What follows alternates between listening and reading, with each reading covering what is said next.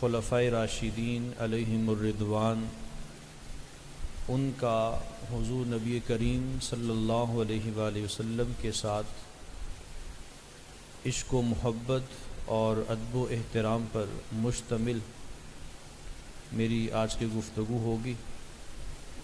ان چاروں خلفائے راشدین کا ایک ایک عمل آپ کے سامنے عرض کر کے اپنی حاضری کو مکمل کروں گا۔ تلاوت کردہ آیہ مقدسہ میں اللہ رب العالمین نے ارشاد فرمایا، یا ایھا الذین آمنوا لا ترفعوا اصواتکم فوق صوت النبی، اے ایمان والو اپنی آوازوں کو نبی کی آواز سے اونچا مت کرنا۔ مالک تیرا یہ فرمان بجا، سر خم تسلیم کرتے ہیں، اس لیے کہ تیرے محبوب پاک صلی اللہ علیہ وآلہ وسلم کے قلب اطہر پہ نازل ہونے والا یہ کلام ہے، ہم نے اسے تسلیم کر لیا۔ یہ تیرا فرمان، اپنی آوازوں کو نبی کی آواز سے بلند نہیں کرتے۔ مالک اگر ہو جائے تو پھر اس کے بدلے میں سزا کیا ہے؟ اللہ رب العالمین نے اسی آیہ مقدسہ کے آخر میں ارشاد فرمایا، ان تحبط اعمالکم، تمہاری زندگی کے سارے اعمال ضائع کر دیے جائیں گے۔ بس نبی کی آواز سے اپنی آواز کو بلند نہیں کرنا۔ حضرت سیدنا ابوبکر صدیق رضی اللہ تعالی عنہ، آپ کے والد گرامی حضرت ابو قحافہ رضی اللہ تعالی عنہ، ابھی انہوں نے اسلام قبول نہیں کیا تھا، 80 سال کی عمر میں آپ دامن مصطفیٰ سے وابستہ ہوئے تھے، شیخ فانی ہو چکے تھے، بڑی عمر کے تھے۔ 80 سال کی عمر میں آقا کریم علیہ السلام کے دست مبارکہ پہ اسلام کو قبول کیا۔ حضرت ابوبکر صدیق رضی اللہ تعالیٰ عنہ کی والد گرامی گھر میں موجود تھے تو آپ کے والد گرامی نے آقا کریم علیہ السلام کی شان میں نازیبا کلمات کہے، ایسے کلمات کہے کہ جن میں آقا کریم علیہ الصلوۃ والتسلیم کی تنقیص نکلتی تھی، گستاخی کا پہلو پایا جاتا تھا۔ حضرت ابوبکر صدیق رضی اللہ تعالیٰ عنہ نے اپنے والد گرامی، اس وقت ابھی انہوں نے اسلام قبول نہیں کیا تھا، انہوں نے زوردار تماچا اپنے والد کے منہ پہ مارا۔ جب یہ بات رسول اللہ تک پہنچی کہ ابوبکر نے ایسا کیا ہے، اپنے والد کو تھپڑ مارا ہے، بلا کر پوچھا گیا، ابوبکر بتائیے آپ نے اپنے والد کو تھپڑ کیوں مارا؟ تو عرض کرتی ہوں حضور، میرے والد نے آپ کی شان میں نازیبا کلمات کہے اور ایسے کلمات کہے جن کو میرا دل مان نہیں رہا تھا کہ میرے نبی یہ نقص ہو سکتا ہے۔ میں نے ان کلمات کو برداشت نہیں کیا اور میں نے بے ساختہ ہو کر اپنے والد کے منہ پہ تھپڑ مار دیا۔ اللہ رب العالمین جل وعلا نے قرآن مجید فرقان حمید، اب یہ گفتگو ہو رہی تھی کہ اللہ رب العالمین جل وعلا نے قرآن مجید فرقان حمید کی آیات بینات نازل فرما دی۔ فرمایا کہ وہ لوگ کہ جو اللہ پر اور یوم آخرت پر ایمان رکھتے ہیں، یوادون من حاد اللہ ورسولہ، جو اللہ کا دشمن ہوتا ہے، رسول اللہ کا دشمن ہوتا ہے، اس کے ساتھ وہ اعلان جنگ کرتے ہیں۔ اور سامنے آنے والے وَلَوْ كَانُوا آبَاءَهُمْ أَوْ أَبْنَاءَهُمْ أَوْ إِخْوَانَهُمْ أَوْ عَشِيرَتَهُمْ، اور اعلان جنگ بھی ان سے کرتے ہیں اگرچہ وہ ان کے آبا و اجداد ہوں، ان کے بیٹے ہوں، ان کے بھائی ہوں یا قریبی رشتہ دار ہوں۔ أُولَٰئِكَ كَتَبَ فِي قُلُوبِهِمُ الْإِيمَانَ، فرمایا یہی وہ پاکیزہ لوگ ہیں جن کے دل میں اللہ رب العالمین نے ایمان کو ثبت فرما دیا ہے۔ کبھی بھی ان لوگوں کے دلوں سے ایمان کو نہیں نکالا جا سکتا۔ یہ آیہ مقدسہ حضرت ابوبکر صدیق رضی اللہ تعالیٰ عنہ کی شان میں نازل ہوئی کہ انہوں نے اپنے والد کو نہیں دیکھا جو کہ کفر پہ تھے، لیکن نبی پاک صلی اللہ علیہ وسلم کی ذات اقدس کو دیکھتے ہوئے، حضور علیہ الصلوۃ والسلام کی شان کو دیکھتے ہوئے انہوں نے اپنے والد کو تھپڑ مارا، اور قرآن پاک کی آیات بینات نازل ہو گئی۔ حضرت ابوبکر صدیق رضی اللہ تعالیٰ عنہ کا ادب و احترام جانتے ہیں، یہ اسلام کے سب سے پہلے خطیب ہیں۔ ابھی 39 صحابہ کرام ہو چکے تھے، کہ آقا کریم علیہ الصلوۃ والتسلیم سے عرض کرتے ہیں حضور ہماری تعداد 39 ہو چکی ہے، تو کیوں نہ ہم دین اسلام کو پھیلانا شروع کریں۔ آقا کریم علیہ السلام نے عرض کیا پیارے صدیق ابھی ہم کم ہیں، ذرا یہ تعداد بڑھ جائے اس کے بعد ہم اس پہ عمل شروع کریں گے۔ آقا کریم صلی اللہ علیہ وسلم کے اس جواب پر پیارے ابوبکر صدیق رضی اللہ تعالیٰ عنہ دوبارہ جواباً عرض کیا نہیں حضور ہم آج ہی آغاز کرتے ہیں۔ آقا کریم علیہ السلام نے فرمایا پیارے صدیق کھڑے ہو جائیے اور پھر عوام الناس کو تبلیغ فرمائیے۔ مسجد نبوی میں کھڑے ہو کر سب سے پہلا خطبہ تاریخ کا جو دیا وہ حضرت ابوبکر صدیق رضی اللہ تعالیٰ کی ذات گرامی ہے، اور اس اعتبار سے اسلام کے سب سے پہلے خطیب ہے۔ اب صدیاں بیت چکی ہیں آپ کو دنیا سے پردہ کیے ہوئے، آج بھی اگر خطباء گفتگو کرتے ہیں تو حضرت سیدنا صدیق اکبر رضی اللہ تعالیٰ کی سنت کو ادا کرتے ہیں۔ منبر پر آپ کا دور خلافت تھا، آقا کریم صلی اللہ علیہ وسلم دنیا سے پردہ فرما گئے۔ ظاہری پردہ فرما جانے کے بعد جس جگہ پر رسول اللہ صلی اللہ علیہ وسلم تشریف فرما ہوا کرتے اس پر حضرت ابوبکر صدیق رضی اللہ تعالیٰ کبھی نہیں بیٹھے، اس سے نچلی سیڑھی پہ بیٹھ کر عوام کو خطبہ دیا کرتے۔ ساری زندگی جب تک آپ کا دور خلافت رہا، جب تک آپ حیات رہے، رسول اللہ کے ادب و احترام کی وجہ سے کہ منبر کی تیسری سیڑھی کے اوپر آقا کریم علیہ السلام بیٹھا کرتے تھے، تو میری اتنی اوقات نہیں ہے کہ میں حضور علیہ السلام کی جگہ پہ بیٹھوں، اس سے نچلی سیڑھی پہ بیٹھا کرتے۔ اور پھر آپ کی دنیا سے پردہ فرما جانے کے بعد حضرت فاروق اعظم رضی اللہ تعالیٰ کا جب دور خلافت آیا تو آپ اس جگہ بیٹھتے کہ جہاں ابوبکر صدیق رضی اللہ تعالیٰ کی نچلی سیڑھی ہوتی، وہ اس سیڑھی پہ نہیں بیٹھا کرتے تھے کہ جہاں ابوبکر صدیق بیٹھا کرتے تھے۔ فاروق اعظم رضی اللہ تعالیٰ کے نزدیک آقا کریم صلی اللہ علیہ وسلم اور حضرت ابوبکر صدیق رضی اللہ تعالیٰ عنہ کا بہت ادب و احترام تھا، اور آپ فرماتے تھے میرے نزدیک حضور علیہ السلام اور ابوبکر صدیق رضی اللہ تعالیٰ کا جو ادب و احترام ہے یہ واجب ہے، میں ان کا بہت ادب و احترام کرتا ہوں۔ اور آخری سیڑھی پہ بیٹھ کے جو پہلی سیڑھی ہوتی اس پر بیٹھ کر حضرت فاروق اعظم رضی اللہ تعالیٰ نے ساری عمر خطبہ دیا۔ یہ تو رہا حضرت ابوبکر صدیق رضی اللہ تعالیٰ عنہ کا آقا کریم علیہ السلام کے ساتھ ایک محبت کی ایک جھلک اور ایک مثال۔ فاروق اعظم رضی اللہ تعالیٰ کی بات بھی سن لیتے ہیں، آپ کی عشق کو بھی جان لیتے ہیں۔ حضور علیہ السلام دنیا سے پردہ فرما گئے، گلی سے گزر رہے تھے اور حضرت عباس رضی اللہ تعالیٰ کا گھر مبارک تھا اور اس پر ایک پرنالہ لگا ہوا تھا۔ جو ہی گلی سے گزرے تو پرنالے سے خون ٹپک رہا تھا، وہ خون کے چھینٹے سیدنا عمر فاروق رضی اللہ عنہ کپڑوں پہ پڑ گئے، اور اسی دن وہ خون تھا کہ آپ کے گھر میں 2 مرغ ذبح ہوئے تھے اور ان کا جو خون تھا وہ پرنالے کے ذریعے سے گلی میں گر رہا تھا۔ فاروق اعظم رضی اللہ عنہ بہت جلالی آدمی، بہت جلیل القدر صحابہ کرام ان کا شمار ہوتا تھا۔ انہوں نے اپنے رفقاء کو فرمایا کہ اس پرنالے کو اتار دیا جائے، نمازیوں کو تکلیف ہوتی ہے، ان کے کپڑے ناپاک ہو جاتے۔ واپسی گھر چلے گئے، نئے کپڑے پہنے مسجد میں آ گئے، اور مسجد میں آنے سے پہلے اس پرنالے کو اتار دیا گیا، کیونکہ آپ کی اپنے رفقاء کو حکم فرمایا تھا، تو حکم کی تکمیل کرتے ہوئے پرنالے کو اتار دیا گیا۔ مسجد میں نماز ادا کرنے کے بعد حضرت عباس رضی اللہ تعالیٰ عنہ فاروق اعظم کے پاس گئے اور عرض کیا حضور آپ کو پتہ آپ نے جو پرنالہ اتارا ہے وہ کس نے لگایا تھا؟ فاروق اعظم پریشان ہو گئے، کہا مجھے نہیں پتا کس نے لگایا تھا۔ کہا وہ رسول اللہ نے اپنے دست مبارکہ سے لگایا تھا، وہ حضور نے اپنے ہاتھوں سے پرنالہ لگایا تھا، حضور آپ نے وہ پرنالہ اتار کے پھینک دیا۔ فاروق اعظم مسجد میں کھڑے کھڑے پریشان ہو گئے، پسینہ چھوٹنا شروع ہو گیا، مضطرب ہو گئے، بے چین ہو گئے، ہائے میں نے کیا کر دیا۔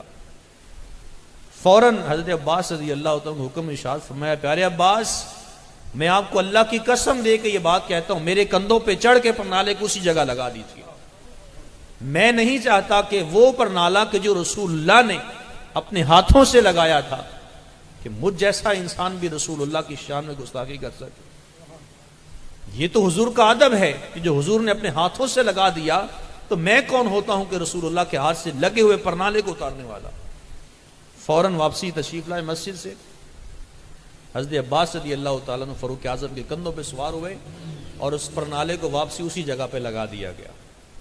حضرت عثمان غنی ذو النورین رضی اللہ تعالیٰ عنہ بولے میں اسلام کا چوتھا مسلمان ہوں۔ جب لوگ دائرہ اسلام میں داخل ہو رہے تھے اس وقت دائرہ اسلام میں داخل ہونے والا میں چوتھے نمبر پہ ہوں، اور ارشاد فرمایا کہ یہ اعزاز صرف مجھے ہی حاصل ہے کہ پوری کائنات عالم میں اللہ رب العالمین جل وعلا کی جتنی ساری مخلوق ہے سارے انبیاء کرام تشریف لے کے آئے، یہ اعزاز صرف اور صرف مجھے حاصل ہے کہ کسی نبی کی دو بیٹیاں یکے بعد دیگرے کسی امتی کے نکاح میں آئی ہوں۔ کہا رسول اللہ نے اپنی دو صاحبزادیوں کا نکاح یکے بعد دیگرے میرے ساتھ کیا ہے، مجھے اس پر بہت فخر ہے، میں اس پر بہت اعزاز والی بات سمجھتا ہوں۔ فرمایا کہ آقا کریم صلی اللہ علیہ وسلم نے اپنی دو صاحبزادیوں کا نکاح میرے ساتھ کر دیا۔ آگے ارشاد فرماتے ہیں جب سے میں نے رسول کریم صلی اللہ علیہ وسلم کے دستے مبارکہ پہ میں نے اسلام قبول کیا، میں نے حضور کے ہاتھوں میں اپنے ہاتھ دیے، اس وقت سے لے کر اب تک میں نے کبھی اپنا ہاتھ اپنی شرمگاہ تک نہیں لگایا، اس لیے کہ یہ ہاتھ میں نے رسول اللہ کے ہاتھوں کے ساتھ لگا دیا تھا۔ اور پھر یہ عثمان غنی رضی اللہ تعالی عنہ آقا کریم صلی اللہ علیہ وسلم تشریف فرما ہے اور آپ کی پنڈلی مبارک سے پردہ ہٹا ہوا ہے، اسی دوران ہی اما عائشہ صدیقہ رضی اللہ تعالیٰ عنہ تشریف فرما تھی پاس۔ حضرت ابوبکر صدیق رضی اللہ تعالیٰ تشریف لے کے آئے، حضور اسی طرح سے لیٹے رہے، اپنی پنڈلی مبارک کو ٹھیک نہیں کیا، پردہ ہٹا ہوا تھا۔ فاروق اعظم آئے، اسی طرح سے حضور لیٹے رہے، آرام فرما رہے، اپنی پنڈلی کو درست نہیں کیا، کپڑے سے اپنی پنڈلی کو ڈھانپا نہیں، اسی طرح سے لیٹے رہے۔ جو ہی عثمان غنی ذو النورین رضی اللہ تعالیٰ عنہ دروازے میں داخل ہوئے، آقا کریم صلی اللہ علیہ وسلم ٹیک کو چھوڑ کر سیدھے ہو کے بیٹھ گئے اور اپنی پنڈلی کو ڈھانپ لیا۔ اب یہ ماجرا اما عائشہ صدیقہ رضی اللہ تعالیٰ دیکھ رہی تھی۔ جب یہ سارے احباب چلے گئے ملاقات کر کے، بعد میں حضور سے پوچھتی ہیں اے میرے سر کے تاج، اے امام الانبیاء، میری زندگی آپ پہ قربان، میرے ماں باپ آپ پہ قربان، مجھے ایک بات کا جواب درکار ہے۔ کہا پوچھی عائشہ کیا پوچھتی ہیں؟ کہا حضور میرے باپ آئے ابوبکر صدیق، آپ اسی طرح سے لیٹے رہے، عمر فاروق آئے، آپ اسی طرح سے لیٹے رہے، جو ہی عثمان غنی داخل ہوئے اور آپ سیدھے ہو کر بیٹھ گئے۔ حضور میں اس ماجرے کو سمجھ نہیں سکی۔ فرمایا پیاری عائشہ، جس شخص سے اللہ رب العالمین کے فرشتے حیا کرتے ہیں میں اس شخص سے حیا کیوں نہ کروں؟ عثمان غنی تو وہ ہے جس سے اللہ رب العالمین کے فرشتے بھی حیا کرتے ہیں۔ یہ حضور کا اپنے ایک صحابی کے ساتھ محبت ہے، اور عثمان غنی رضی اللہ تعالیٰ عنہ کی حضور کے ساتھ محبت یہ ہے کہ جب سے انہوں نے اسلام قبول کیا، اپنا دایاں ہاتھ کا بھی اپنے پرائیویٹ پارٹس کبھی شرمگاہ کے ساتھ نہیں لگایا۔ مولا علی شیر خدا کرم اللہ تعالیٰ وجہ الکریم، آپ کی گود میں آقا کریم صلی اللہ علیہ وسلم کا سر انور موجود ہے، ادھر سے نماز عصر کا وقت ہو جاتا ہے اور حضور علیہ الصلوۃ والسلام اسی طرح سے مولا علی کی گود میں تشریف فرما رہتے ہیں۔ ابھی وہ لمحات گزرتے جا رہے ہیں اور مولا علی کا دل دھڑکتا جا رہا ہے کہ میری نماز عصر قضا ہو رہی ہے، نماز عصر میری جا رہی ہے۔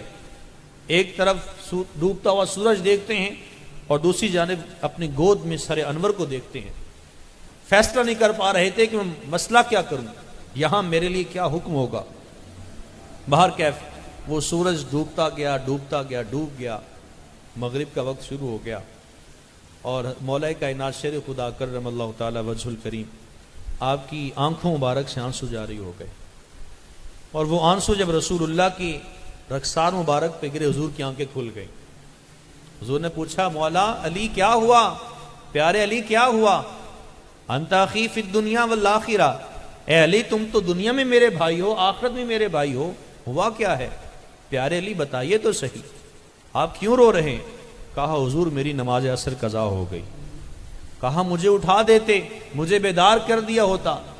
کہا حضور میں نے آپ کو بیدار کرنا گوارا نہیں کیا، کہیں آپ کی نیند میں خلل نہ پیدا ہو جائے۔ آقا کریم علیہ الصلاۃ والتسلیم نے فوری طور پہ سورج کو حکم فرمایا، اشارہ کیا، سورج پلٹا، واپسی مولا علی کھڑے ہوئے، وضو کیا، نماز عصر اطمینان کے ساتھ ادا کی اور فوراً سورج واپسی پلٹ گیا۔ یہ مولا علی شیر خدا کرم اللہ تعالی وجہ الکریم کا، حضور علیہ الصلوۃ والسلام کا ادب و احترام کرنا تھا کہ آپ کی نیند بھی خراب نہیں ہونے دی اور نماز عصر بھی ادا کر لی۔ معراج کا قصہ بھی آپ لوگ جانتے ہیں۔ آقا کریم علیہ الصلوۃ والتسلیم جب حضرت ام ہانی رضی اللہ تعالیٰ کے گھر میں تشریف فرما تھے تو جبریل امین علیہ السلام جب آئے چھت کے اوپر سے تو دیکھا کہ حضور تشریف فرما ہے اور چادر مبارک اوڑھ رکھی ہے، تو بیدار کرنا چاہا کس طرح سے بیدار کیا جائے، تھوڑی دیر کے توقف اختیار فرمایا۔ اللہ رب العالمین کی طرف سے حکم ہوا، پیارے جبریل پریشان مت ہوئیے، آپ نبی آخر الزماں میرے پیارے محبوب کے قدموں کے بوسے دیجئے۔ جبریل امین علیہ السلام نے آقا کریم صلی اللہ علیہ وسلم کے تلووں مبارک کے جو ہی بوسے دیے، حضور علیہ السلام بیدار ہو گئے۔ یہاں مولا علی ہیں، وہاں جبریل امین علیہ الصلوۃ والتسلیم تھے۔ یہ چاروں خلفائے راشدین کی زندگیاں اور ان کا رسول کریم علیہ الصلوۃ والتسلیم کے ساتھ محبت کرنا، یہ میرے لیے اور آپ سب کے لیے ایک سبق ہے کہ ہم رسول اللہ کے ساتھ کس انداز سے محبت کرتے ہیں۔ حضور نے تو ارشاد فرمایا میری آنکھوں کی ٹھنڈک نماز میں ہے۔ حضور نے ارشاد فرمایا جس نے روزے رکھے اس کی زندگی کے صغیرہ و کبیرہ تمام گناہوں کو معاف کر دیا جائے گا۔ حضور نے ارشاد فرمایا جو بندہ حج کرے، حج کرنے کے بعد وہ گناہوں سے اس قدر پاک اور صاف ہو جاتا ہے جس طرح کہ آج ہی ماں کے پیٹ سے اس نے جنم لیا ہے۔ حضور نے ارشاد فرمایا کہ جب بندہ زکوٰۃ دیتا ہے تو زکوٰۃ ادا کرنے سے مال تمام برائیوں سے، تمام گناہوں سے پاک اور صاف ہو جاتا ہے۔ محاسبہ کرنا ہے میں نے اور آپ سب نے، ہمارا حضور کے ساتھ عشق کیا ہے؟ کیا صرف اس ایک نعرے کی حد تک محدود ہے؟ غلامی رسول میں موت بھی قبول ہے، نماز قبول نہیں ہے۔ غلامی رسول میں موت قبول ہے، روزے رکھنا قبول نہیں ہے۔ غلامی رسول میں موت قبول ہے، اللہ نے مال عطا کیا، حج نہیں کریں گے، حج قبول نہیں ہے۔ غلامی رسول میں موت بھی قبول ہے لیکن زکوٰۃ ادا کرنا قبول نہیں ہے۔ یہ کیسا عشق ہے؟ یہ کیسی محبت ہے؟ اس کا مجھے بھی محاسبہ کرنا ہے، آپ کو بھی اپنا محاسبہ کرنا ہے۔ ہم کس جگہ پہ کھڑے ہیں؟ ہم نے اپنے نبی کو کتنا خوش کیا ہے؟ 63 سالہ زندگی گزارنے کے بعد حضور علیہ السلام ساری زندگی میرے لیے دعائیں کرتے رہے، آپ کے لیے دعائیں کرتے رہے، پوری امت کے لیے دعائیں کی۔ پیدا ہوتے ساج سجدہ کیا تھا، ربی حبلی امتی، اے میرے رب میری امت کو معاف فرما۔ دنیا سے جا رہے تھے، حضرت فضل ابن عباس رضی اللہ تعالیٰ عنہ عرض کرتے ہیں کہ جب حضور علیہ السلام کو قبر انور میں اتارا گیا تو دیکھتے کیا ہیں کہ حضور علیہ السلام کے لب مبارک ہل رہے ہیں، لبوں پہ جنبش ہے، حرکت ہے۔ دل میں خیال آیا کہ سنا جائے کہ حضور کے کلمات کیا ہیں۔ فرماتے ہیں میں نیچے اترا، میں نے اپنے کانوں کو رسول اللہ کے لبوں کے ساتھ کیا، ایک وہ آواز، وہ سریلی، وہ خوبصورت، وہ درد مندانہ آواز سنائی دے رہی تھی جسے رسول اللہ نے 63 سالہ زندگی میں سفر میں بھی اپنایا، حضر میں بھی رکھا۔ حضور علیہ السلام نے جب طائف کے بازاروں پہ آپ پہ ظلم کیا جاتا رہا تب بھی یہی دعا کرتے رہے۔ وہ ایک صدا نکل رہی تھی، رب حبلی امتی، اے میرے رب میری امت کو معاف فرما۔ ہمارے نبی نے ہمارے لیے اتنے احسانات کیے، میں نے اپنے نبی کو کیا دیا؟ آپ نے اپنے نبی کو کیا دیا؟ اس امت مسلمہ نے نبی کو کیا دیا؟ یہ میں نے سوچنا ہے اور آپ نے سوچنا ہے۔ حضرت ملا علی قاری رحمۃ اللہ تعالی علیہ فرماتے ہیں ہر بندہ مومن کے گھر میں رسول اللہ صلی اللہ علیہ وآلہ وسلم کی روح مبارک موجود ہے۔ صحابی حاضر ہوئے، انہوں نے عرض کیا حضور آپ ارشاد فرمائیے میں بڑا غریب ہوں، میں امیر ہو جاؤں، مجھے کوئی وظیفہ عنایت فرما دیے۔ فرمایا جب گھر میں داخل ہو گھر والوں کو سلام کرو، سلام کرنے کے بعد سورۃ الکوثر پڑھو۔ سورۃ الکوثر پڑھنے کے بعد فرمایا جب گھر میں داخل ہو پہلے سلام کرنا ہے، اس کے بعد سورہ کوثر کی تلاوت کرنی ہے۔ یہ 3 دن مسلسل یہ عمل کرنا ہے۔ اور فرمایا جس دن گھر پہ کوئی نہ ہو تو فسلم علیہ، میری ذات کے اوپر ہدیہ درود و سلام پڑھنا ہے۔ یہ حضور نے فرما دیا۔ اس حدیث مبارکہ کی شرح میں حضرت ملا علی قاری نے لکھا کہ حضور نے یہ فرمایا فسلم علیہ، میرے اوپر سلام بھیجنا ہے، اس کا مطلب یہ تھا لأن روحہ موجود فی بیوت المسلمین، رسول اللہ صلی اللہ علیہ وسلم کی روح مبارک ہر مسلمان کے گھر میں موجود ہے۔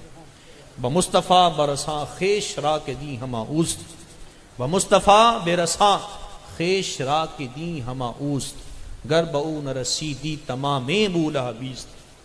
چاہتے ہیں کہ رسول اللہ کے ساتھ وفا کریں، رسول اللہ کی زندگی کو اپنائیں، چاہتے ہیں کہ دین کامل مکمل ہو جائے، تو پھر ہمیں رسول اللہ کے ساتھ وفا کرنا ہوگی۔ گر بہو نہ رسیدی تمام بولا بیست، اگر تم رسول اللہ کے در تک نہیں پہنچ سکتے ہو، اگر تم رسول اللہ کے ساتھ وفا نہیں کر سکتے ہو، تمام ابو لہبیس، پھر تجھ میں اور ابو لہب میں کوئی فرق نہیں ہے۔ در دل مسلم مقام مصطفیٰ است، در دل مسلم مقام مصطفیٰ است، آبروئے ماز نام مصطفیٰ است۔ مسلم کے دل میں، ایک بندہ مومن کے دل میں رسول اللہ کا مقام موجود ہے، رسول اللہ کی محبت موجود ہے۔ آبروئے ماز نام مصطفیٰ است، مصطفیٰ کریم صلی اللہ علیہ وسلم کے نام کا صدقہ ہے جو آج ہم سر فخر کے ساتھ بلند کر کے زندگی گزار رہے ہیں۔ اپنا محاسبہ کیجئے، وہ اصول اپنائیے جو بکر صدیق نے اپنائے، فاروق اعظم نے اپنائے، عثمان غنی نے اپنائے، مولا علی نے اپنائے، اویس قرنی نے اپنائے، بلال حبشی نے اپنائے۔ ان اصولوں کو مجھے بھی اپنانا ہے اور پوری امت مسلمہ کو ان اصولوں پر کاربند ہونا ہے۔ اللہ رب العالمین کی حضور دعا ہے اللہ ہمارے قلوب و اذہان کو رسول کریم علیہ الصلوۃ والتسلیم کی محبت سے منور اور معطر فرما دے۔